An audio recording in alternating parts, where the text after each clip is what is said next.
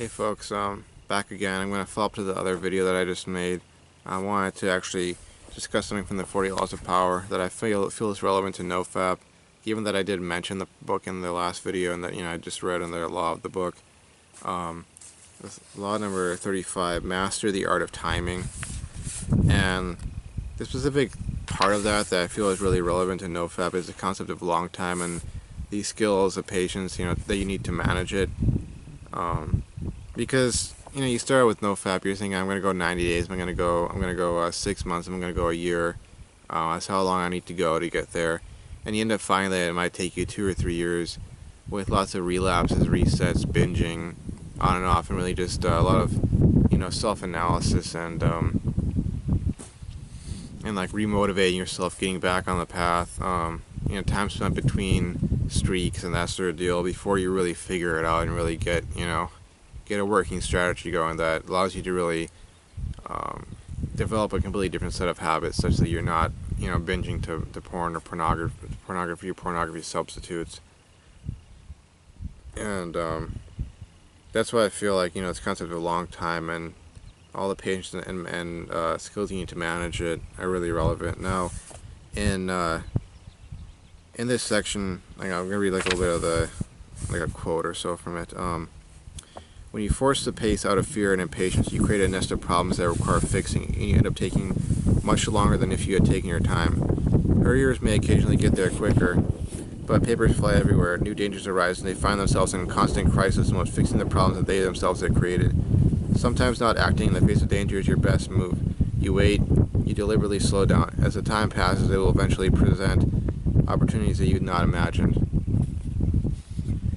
Now, this is I think relevant because of the whole deal with having to deal with urges, having to deal with those PMO urges. One experience I did have, I think it was back during it was my second longest streak. I mean, I'm the longest one right now, but I remember sitting there at my desk and I was stressed out. I was anxious. I was having sort of anxiety. I don't know if I'd say an anxiety attack or a panic attack, but I was kind of freaking out because I had some homework due. And truth be told, I think I was feeling the anxiety because I procrastinated a bit. I'd done a few problems I hadn't done, the hardest ones. I was sitting there thinking, how am I going to get this done? I'm feeling so stressed out, anxious, freaking out about this.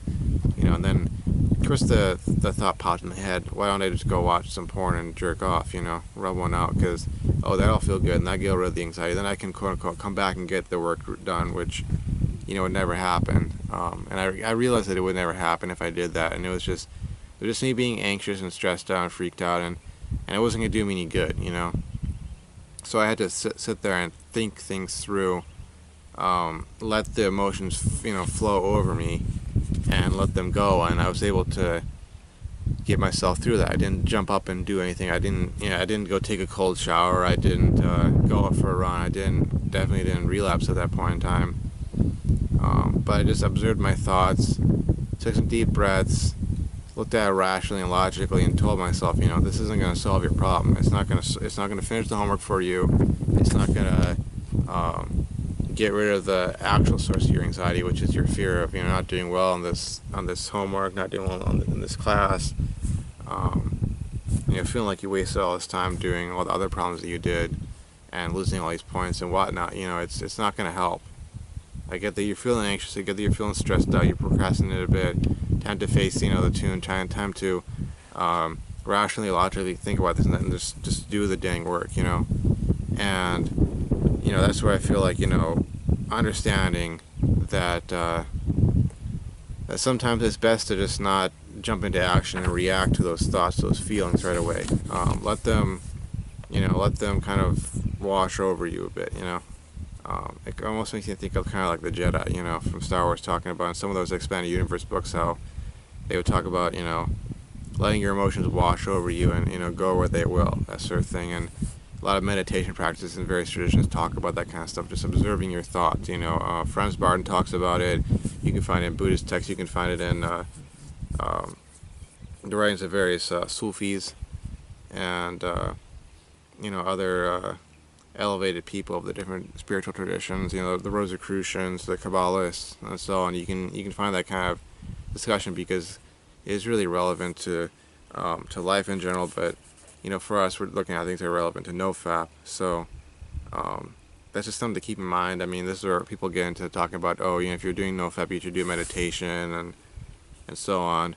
That does help. Obviously, there is, you know, something like, you know, this guy talks about forced time or end time where you do have to act, but I feel like for the most part, starting off, you know, it's really a good idea to start learning how to do that sort of just letting things flow as they will in terms of your emotions, your feelings, without acting on them, which can be a struggle, which again is why people talk about cold showers and exercise and that sort of thing. But sometimes you can't do that. You know, like I was sitting there with that homework, I couldn't go on a run. You know, if it would have taken me 15-20 minutes to do, you know, one lap around the school perimeter, which is where I usually run, you know, to get to the point where it actually having a significant effect. And then, you know, on top of that, if I took a cold shower, how long would that take? 15-20 minutes. I didn't have 15 to 20 minutes to spare on something like that. So what did I do? I used the you know, practicing of patience, mindfulness, you know, sitting there examining my thoughts, letting them run as they would, and that did the trick right then and there. So it's kind of like you have to have a sort of an arsenal or a bag of different tricks for these different urges and challenges and such. So you know, different things will be relevant to different situations. You know, sometimes doing the cold shower, let's say, for instance, will not work, you know, because it would take too much time. It's going to increase your anxiety because you're on some sort of deadline. Someone sitting there and thinking things through will not do the trick because the urges are too strong and you need some sort of opposite stimulus to kind of, you know, kick that stuff out of your mind, so to speak.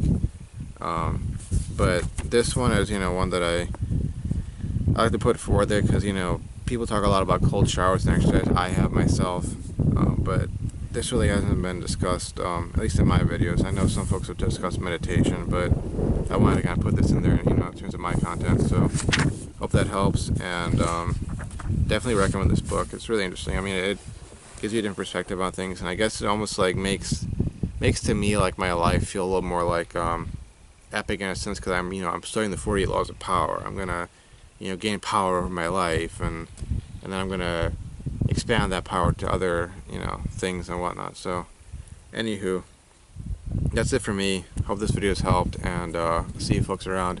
Bye.